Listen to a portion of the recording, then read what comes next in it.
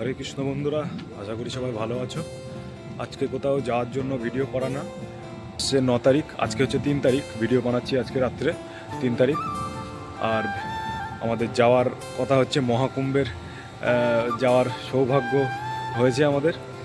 আমরা 9 তারিখ রাত্রে রওনা দিয়ে দেবো, রবিবার। আর গিয়ে দেখানোর চেষ্টা করব কীভাবে কি ঘুরছি, কীভাবে স্নান হচ্ছে, এখন কি পরিস্থিতি, কেমন কি ভিড় হচ্ছে, পুরোটাই দেখানোর চেষ্টা করব বন্ধুরা। আর যেটা বলার, এখনও যেই ভক্তরা যাবে ভাবছো মহাকুম্ভে, তবে গাড়িতে যাওয়ার কথা ভাবছো, সাবধান। কারণ গাড়িতে গেলে মিনিমাম 30 থেকে 35 কিলোমিটার দূরে দাঁড় করিয়ে দিচ্ছে। ভক্তদের খুব অসুবিধা হচ্ছে যেতে। তা গাড়িতে গেলে অবশ্যই এইগুলো মাথায় রেখে বেরোতে হবে যে আমরা 30 কিলোমিটার যদি দূরে দাঁড় করিয়ে দেয়, আমাদের কীভাবে ওখানে পৌঁছাবো সেগুলো অবশ্যই মাথায় রাখতে হবে বন্ধুরা।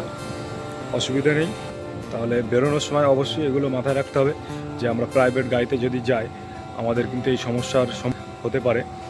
তোমরা অবশ্যই এগুলো মাথায় রেখে বেরোবেন। আর আমরা কিন্তু ট্রেনে যাচ্ছি, আমাদেরও কিন্তু টিকিট হয়নি 26 তারিখ পর্যন্ত, কোনো টিকিট নেই ফেব্রুয়ারির।